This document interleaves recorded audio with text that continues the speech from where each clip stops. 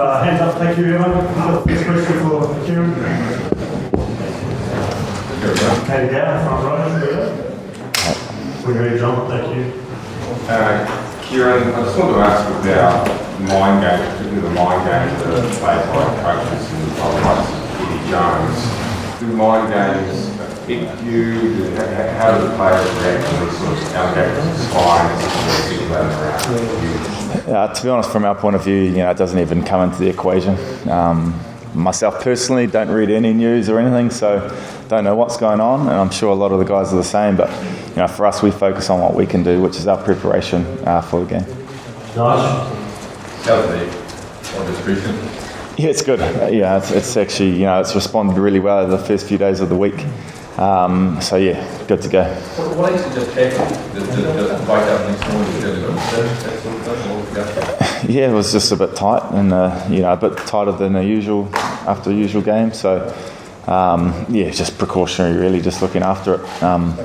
And so it's I'm thankful that it has come right, and good to go. And were you good staying dry on Tuesday? Of course I was, mate. I don't train in the rain much. Next question. Yeah, John Day. Talked to Scott Barrett before, and he says he spends most of his week at lock and then maybe joins the loose forwards at the end of the week. Has he been training with the loose forwards entirely this week? Yes, he has, John. So, I think he knew earlier in the week that he was going to be playing 6. So, as you said, he's been involved in our conversations as a loose forward group right from the outset this year, and always gets a bit of time training there. So, this week's been a good week for him to go from the outset, and he's going to add something slightly different to us in that loose forwards, but certainly pretty impressive what he's been doing for us. So looking forward to it. Matt over here, William. I'm just curious, can you talk about why you might need that extra size against England? If that's what you're going to Look, yeah, I guess that's what the coaches have gone with. Scooter brings different attributes, I guess, to the other guys.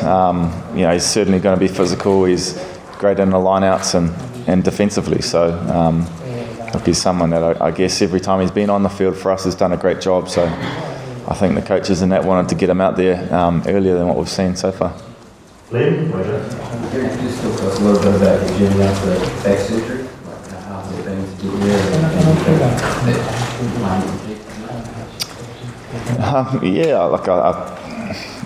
I had back surgery a couple of years ago, and it just takes time. It was because of my nerves, and when your nerves are blocked and not working properly, your whole body basically shuts down. So, I worked hard to get back at it, and it's probably taken a bit longer than what you anticipate it to doing. But for me, it was, I had this goal of what this tournament was going to bring, and knowing that, I knew where I wanted to be, and this is where I am now. I'm really excited by obviously what's coming at the moment. Here we go to the wall. Freedom. Oh yeah, Paul Rees from Zero. There was obviously a bit of a drought from 1987, and 2 trophies in a row. Are you at the stage now where if you don't win every World Cup and the team's failed? Of course people are going to say we fail if we don't win, but the nature of the All Blacks in New Zealand and the scrutiny that we have on ourselves, an expectation is to win. So England are good enough to win though this week, and so that's all we're focusing on. It's a one-off game. We've got to be prepared to do what it takes to win. It doesn't always just happen for you. So we've obviously learned a lot from the past, and obviously learned a lot from the past too as well, where we have been successful. We'll have Nigel and then Mark. Speaking of the past, how different is a quarter final to a semi-final? And what are the key lessons that you've learned in your transition from 2 quarter-finals to semi-finals that you need to Look, there's probably the difference is that you're coming off a massive game and how you back that up again into that semi-final. So, the pressure and expectations exactly the same as the quarter. It's a final. The loser goes home, it doesn't go home, but has to hang around for another week. But it's how mentally you can get yourself back up to put in a performance again, and that's something that it isn't easy to do. So we're really focused on doing that this week. Seeing that, when talking energy that you need to see from your team thus far? Yeah, I am, and you acknowledge that it's a different game and different opposition, so there's different challenges for us, and the game will run differently as well. So acknowledge that, but also know where we want to be come Saturday. I'll go Mark and then next to Mark. I know you don't read these stories, but he's made some claims around pressure and was chasing you down the street this week and Gilbert and this guy in Tokyo and all this stuff. Steve's made no secret from the start of this campaign that pressure is something you live with every day as All Blacks. Can you just sort of talk to us about that, about how really going into a semi-final week, it's just something that's, it's not such a big adjustment. Or is it? No, it's not. It's as you said, pressure is something as All Blacks, we constantly live with. It's been there from the start. When you come into the side, there's internal pressure on yourself as a player to perform, let alone what's going on outside. So, for us, a big game is a big game, and no matter where it is in the world or who we're playing, expectation to play well. But the semi-final is different, so you can't expect just to use that same preparation that you've used to work in a game like this. So, we can't just, roll into this one. The English are going to be rightly so, right on edge, and we need to match that and even be even more hungry for it. Yeah. Just that you're going to be playing mind games. Are players that affect you at all? No, not at all. Why not? Don't read it.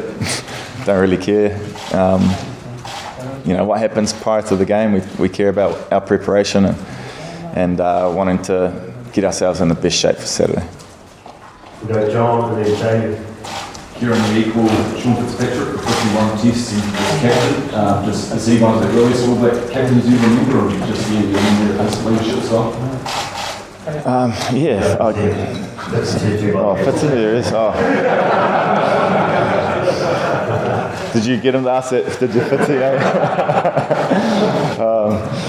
What I remember about Fitzy as a captain was how much crap he used to talk, I think, in the front row. But it's been really good. We had Fitzy and a couple of guys come into our group this week and just share a feed with us, and for us, legends of the game and guys we looked up to when we were younger, and awesome for the guys to see they're just human beings as we all are, and share some stories. Go ahead, Jamie. Yeah, just about the advantage that yourself and other senior players have with having played at this level of the tournament before, whereas England had no. As you say, the experience of it, is good for you prior to the game. I think once you get into the game, it's a game of footy, and guys can, just do what they've done, lent on over a number of years. So you could say there's a slight advantage, but I don't think it's going to mean much when we turn up.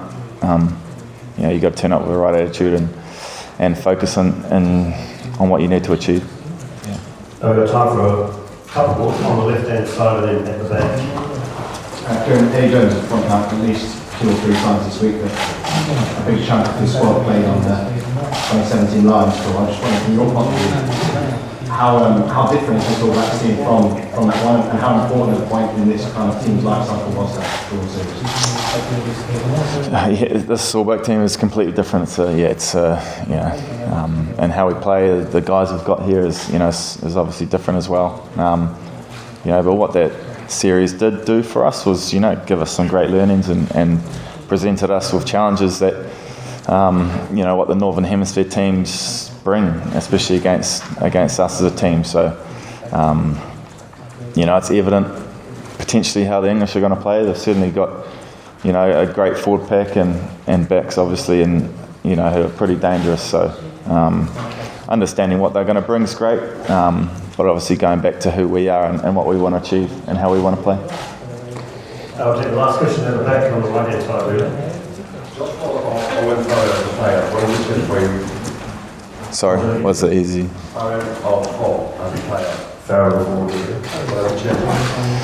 No, it doesn't change. I've said it before, we're focused on what we do.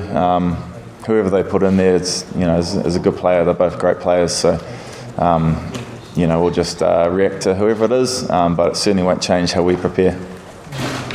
Thanks, everyone. Step over to the back. Thank you. Yeah.